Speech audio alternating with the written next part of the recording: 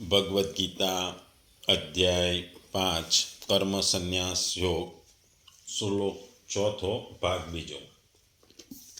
આ શ્લોકમાં કહે છે ભગવાન કે બાળકો અથવા અજ્ઞાની લોકો જ કહે છે કે સાંખ્ય અને યોગ એ બંને ભિન્ન છે અને વિરુદ્ધ છે, તેમજ ભિન્ન ફળ ઉત્પન્ન કરે છે। પરંતુ જેને આત્મજ્ઞાન છે તેઓ ડાયો માણસ તો કહે છે કે બંનેથી માત્ર એક જ મોક્ષરૂપી ફળ મળે છે। જે એકમાં બરાબર સ્થિર થાય છે તે સાંખ્ય કે યોગ એકમાં સાચી રીતે જીવે છે અને તેને બંનેનું ફળ મળે છે। તેથી તેમના પરિણામ કે ફળ વિશે ભિન્નતા નથી, એવો આ શ્લોકનો સાર છે। આપણે સામાન્ય રીતે ક્રિકેટમાં જોઈએ તો ક્રિકેટમાં ક્રિકેટર તરીકે પ્રસિદ્ધ થવું હોય, જેમ જીવનમાં મોક્ષ કે પરમાત્માની પ્રાપ્તિ હોય, એમ ક્રિકેટરો જે ક્રિકેટ રમતા એનું ધ્યેય ક્રિકેટર તરીકે રેકોર્ડ બનાવવા અને ફેમસ થવું હોય। તો ક્રિકેટર બનતી વખતે જ તમારે ફેમસ થવું હોય તો તમારે સારા બેટ્સમેન બનવું પડે, અથવા સારા બોલર બનવું પડે, અથવા સારા ઓલરાઉન્ડર બનવું પડે। કે જેની બેટિંગ સારી હોય એ સારા બેટ્સમેન બને, સારી બોલિંગ હોય એ સારો બોલર તરીકે વખણાય, અને ઓલરાઉન્ડર જેની ફિલ્ડિંગ, બેટિંગ, બોલિંગ બધું સારું હોય। આ ત્રણ વસ્તુથી જો એ ત્રણ વસ્તુમાં ધ્યાન આપે, આ ત્રણ વસ્તુઓ દ્વારા એ ક્રિકેટના જગતમાં ફેમસ થાય। અને ક્રિકેટના જગતમાં નામ બનાવવા માટે આ ત્રણ જાતની વસ્તુઓમાં એને લેવું પડે કે સારામાં સારી બેટિંગ કરી રેકોર્ડ બનાવવા પડે, સારી બોલિંગ વિકેટો લઈ અને ઓલરાઉન્ડર કે બોલિંગ પણ સારી કરે, બેટિંગ પણ કરે અને ફિલ્ડિંગ પણ સારી કરે। જેમ આ મોક્ષ માટે કે ભગવાનની પ્રાપ્તિ માટે પણ ભગવાને આપણને ત્રણ જાતના વસ્તુઓ કીધી છે: જ્ઞાનયોગ, કર્મયોગ અને ભક્તિયોગ। એટલે જે સાંખ્ય યોગ છે એ સંન્યાસ યોગ છે, કર્મયોગ છે અને ભક્તિ યોગ છે। એટલે મોક્ષની પ્રાપ્તિ માટે અને ભગવાનની પ્રાપ્તિ માટે જેમ આ ત્રણ યોગનું મહત્વ છે, એવી જ રીતે ક્રિકેટમાં સારા ક્રિકેટર તરીકે પ્રસિદ્ધ હોવા માટે ત્રણ ક્રિકેટરમાં બેટ્સમેન, બોલર કે ઓલરાઉન્ડર ત્રણમાંથી એકમાં તમારે ફેમસ થવું પડે। પણ આ ત્રણેયની વસ્તુ, આજે બેટ્સમેન અને બોલરની વાત કરીએ, સારા બેટ્સમેન બનો કે સારા બોલર બનો, પ્રસિદ્ધ થાવ ક્રિકેટમાં, છેલ્લેનું ધ્યેય શું હોય છે કે સારા ફેમસ ક્રિકેટર થવું।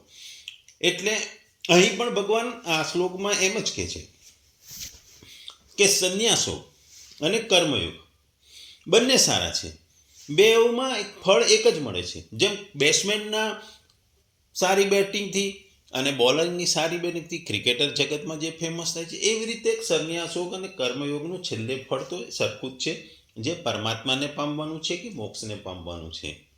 પણ જે બાળ બુદ્ધિના લોકો છે, જે ડાયા માણસો નહીં, એ આ બંનેને જુદા કહે છે અને બંનેમાં ફળ અલગ મળે છે એવું કહે છે, એ વસ્તુ ખોટી છે। સાંખ્ય યોગ એટલે કે સંન્યાસ યોગ અને કર્મયોગ બંને પરમાત્મા જ્ઞાન વડે પરમપદરૂપી કલ્યાણની પ્રાપ્તિના હેતુરૂપ છે। આ પ્રમાણે બંનેનું ફળ એક જ હોવા છતાં લોકો કર્મયોગ અને સાંખ્ય યોગ બંનેના ફળ જુદા માને છે અને ફળભેદની કલ્પના કરી બંનેના સાધનોને જુદા જુદા માને છે। આ વસ્તુ માનનારો બાળક જેવા છે, કારણ કે બંને સાધનોની પ્રણાલીમાં ભેદ હોવા છતાં ફળમાં એકતા હોવાથી વસ્તુ તો બંનેમાં એકતા હોય છે એમ સ્વીકારવું જોઈએ। સાંખ્યયોગ પરમાત્મનું નામ નથી, પણ તત્વજ્ઞાનીઓ પાસે શ્રવણ કરેલા ઉપદેશ અનુસાર કરવામાં આવેલા તેના સાધનનું નામ છે। 13મા અધ્યાયના 24મા શ્લોકમાં ધ્યાનયોગ, સાંખ્યયોગ, કર્મયોગ આ ત્રણેય આત્મદર્શન માટે જુદા જુદા સ્વતંત્ર સાધન ગણવામાં આવ્યા, જેનાથી આત્મદર્શન થઈ શકે છે। તેથી સાંખ્ય યોગના સાધનને વધુ માનવું એ યોગ્ય જ છે, તેનું ફળ પરમાર્થ વડે મોક્ષની પ્રાપ્તિ માનવું એ યોગ્ય જ છે। ભગવાને 18મા અધ્યાયમાં પણ 1950મા શ્લોકમાં 55 શ્લોક સુધી જ્ઞાન નિષ્ઠાનું વર્ણન કરતા બ્રહ્મભૂત થયા પછી, અર્થાત બ્રહ્મમાં અભિન્ન ભાવે સ્થિત રૂપ સાંખ્ય યોગને પ્રાપ્ત કર્યા પછી તેનું ફળ તત્વજ્ઞાન રૂપી પરાભક્તિ અને તેના થકી પરમાત્માના સ્વરૂપને યથાર્થ જાણી તેમાં પ્રવિષ્ટ થવું એવું જણાવ્યું છે। તેથી એ સ્પષ્ટ થઈ જાય છે કે સાંખ્ય યોગના સાધનથી યથાર્થ તત્વજ્ઞાન થાય છે ત્યારે મોક્ષની પ્રાપ્તિ થાય છે। એટલે કે બેટ્સમેન જ્યારે સારી બેટિંગ કરે, રન બનાવે, ત્યારે એમની ટીમ વિજય બને છે।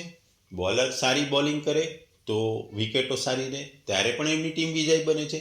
અને આ રીતે ટીમ વારંવાર વિજય બને તો એ ક્રિકેટર તરીકે જગપ્રસિદ્ધ થાય છે, વિશ્વમાં પ્રખ્યાત થાય છે. એટલે સાંખ્ય યોગને તમે બેટ્સમેન ગણો કે કર્મયોગને બોલર ગણો, બંનેનું અંતિમ ધ્યેય છે ટેસ્ટ મેચ કે જે મેચ હોય એમાં જીતવાનું છે. અને એ જીતવાને મેચો જીતવા દ્વારા પોતાને ક્રિકેટ જગતમાં એક નામ સ્થાપવાનું છે. અહીં ભગવાન પંડિત શબ્દનો અર્થ કહે છે કે પરમાત્મ તત્વરૂપી બુદ્ધિનું નામ પંડા છે. તે પંડા બુદ્ધિ જેમાં હોય છે તેને પંડિત કહેવામાં છે.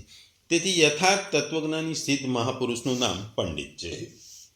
અહીં બંને નિષ્ઠાઓનું ફળ એક જ છે અને તે છે પરમાર્થ જ્ઞાન વડે પરમાત્માની પ્રાપ્તિ. તેથી એમ માનવું યોગ્ય છે કે એકમાં સંપૂર્ણપણે સ્થિત મનુષ્ય બંનેના ફળને પ્રાપ્ત કરી લે છે.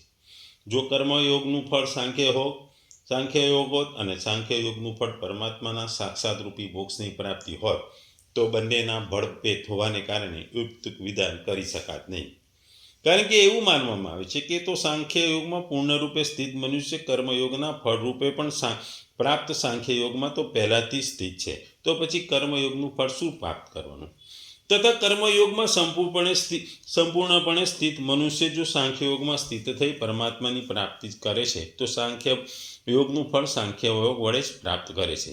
તો પછી એમ કઈ રીતે કેવું સાર્થક ગણાય કે એક જ નિષ્ઠામાં સંપૂર્ણપણે સ્થિત મનુષ્ય બંનેનું ફળ પ્રાપ્ત કરી દે છે. તેથી એવું પ્રતીત થાય છે કે બંને નિષ્ઠાઓ સ્વતંત્ર છે અને આ બંનેનું ફળ એક જ છે. આ તથ્યને સ્વીકારી લેવાનું જ ભગવાનનું એક કથન પણ સાધક છે કે બંનેમાંથી કોઈ પણ એક નિષ્ઠા સંપૂર્ણપણે સ્થિત મનુષ્ય બંનેનું ફળ પ્રાપ્ત કરી લે છે. આગળ 13મા અધ્યાયના 24મા શ્લોકમાં પણ ભગવાને બંને નિષ્ઠાઓને આત્મ સાક્ષાત્કારના સ્વતંત્ર સાધન તરીકે મળ્યા છે. એટલે આપણે જે ક્રિકેટની વાત કરી, આજે એક બોલર મેચમાં ફટાફટ વિકેટો લે, ઓછા રન આપીને વિકેટ લઈને પણ એ ટીમને જીતાડી શકે છે. અથવા બેટ્સમેન સેન્ચુરી કે વધારે રન કરી સામેની ટીમ કરતાં વધારે રન કરાવીને પોતે રમીને પણ ટીમને જીતાડી શકે છે. એટલે બંનેનું ધ્યેય બોલર હોય કે બેટ્સમેનનું મૂળ ધ્યેય હોય છે કે પોતાની ટીમને જીતાડવાનું હોય છે. અને આ જીતાડે વારંવાર એ પોતાની ટીમને જીતાડે, પોતાના રેકોર્ડ બનાવે, બોલર હોય કે બેટ્સમેન. અને છેલ્લે એની જે છેલ્લે હેતુ હોય છે, જેમ આપણે મોક્ષની પ્રાપ્તિ હેતુ છે, એવી રીતે ક્રિકેટ જગતમાં ફેમસ થવાનું છે. ટૂંકમાં ભગવાન કર્મ સંન્યાસનો અર્થ કર્મોના સ્વરૂપથી તજી દેવા અને કર્મયોગનો અર્થ પણ કઈ રીતે કર્મ કરતા રહ્યું એવું માનીને લોકોને ભ્રમમાં પડે નહીં તે માટે બંનેનું ભિન્ન શબ્દોમાં વર્ણન કરી બંનેનો તફાવત બતાવી ભગવાન એ વાત સ્પષ્ટ કરે છે કે કર્મ સંન્યાસનો અર્થ સાંખ્ય છે અને કર્મયોગનો અર્થ સિદ્ધિ અને અસિદ્ધિમાં સમત્વ યોગ છે. અર્થાત તેના બીજા શબ્દોમાં પ્રયોગ કરીને ભગવાન અહીં કોઈ નવી વાત કહી નથી રહ્યા, પહેલાં પણ આ વાતો કીધી છે. સારી રીતે કરવાથી બંને સાધનો પોતાનું ફળ આપવા સ્વતંત્ર અને સમર્થ છે. અહીં આ વાતની ભગવાન કહે છે એટલે કે સાંખ્ય યોગ દ્વારા પણ મોક્ષની પ્રાપ્તિ થાય છે અને કર્મયોગ દ્વારા પણ મોક્ષની પ્રાપ્તિ થાય છે, પરમાત્માની પ્રાપ્તિ થાય છે. બંને યોગમાં છેવટેનો હેતુ મોક્ષની પ્રાપ્તિ અથવા પરમાત્માની પ્રાપ્તિ હોય છે. એટલે બંને યોગ આ માટે સરખા છે, પણ લોકો આ બંનેને જુદા જુદા ગણાવે છે કારણ કે બંનેની પદ્ધતિ અલગ છે, બંનેની નિષ્ઠા અલગ છે, બંનેનું કર્તવ્ય પાલન અલગ છે, બંનેના કર્મ કરવાની પદ્ધતિ અલગ છે.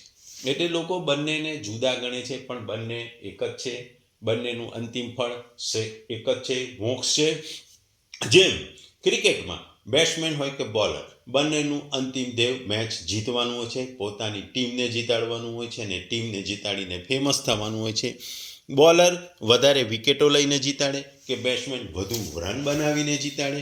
એવું જ આ સાંખ્ય યોગ અને કર્મયોગનું છે કે સાંખ્ય યોગ દ્વારા, કર્મ સંન્યાસ દ્વારા ભગવત પ્રાપ્તિ કે મોક્ષની પ્રાપ્તિ કે કર્મ કરતાં કર્મના ફળને તજીને કર્મના ફળને તજી મોક્ષ, લોકો માટે કર્મ કરવાના, લોકો માટે જીવવાનું, લોકોને માટે કર્મ કરવા, એ અંતિમ એ પણ મોક્ષની પ્રાપ્તિ માટેનું સાધન છે. બંનેના રસ્તા અલગ છે પણ બંનેનું ફળ એક જ છે. છેવટે બંને એક જ જગ્યાએ એક જ ફળ માટે બંને પ્રયાસો છે. એટલે જેમ આગળ પણ કીધું કે અમદાવાદથી મુંબઈ જવું હોય તો અમદાવાદથી મુંબઈ જવાના ઘણા રસ્તા છે. તમે બસમાં બી જઈ શકો, પોતાની ગાડીને પણ લઈ જઈ શકો, ટ્રેનમાં બી જઈ શકો અને પ્લેનમાં બી જઈ શકો. પણ અમદાવાદથી જવાનું, બોમ્બે પહોંચવાનું એ આપણું ધ્યેય હોય છે.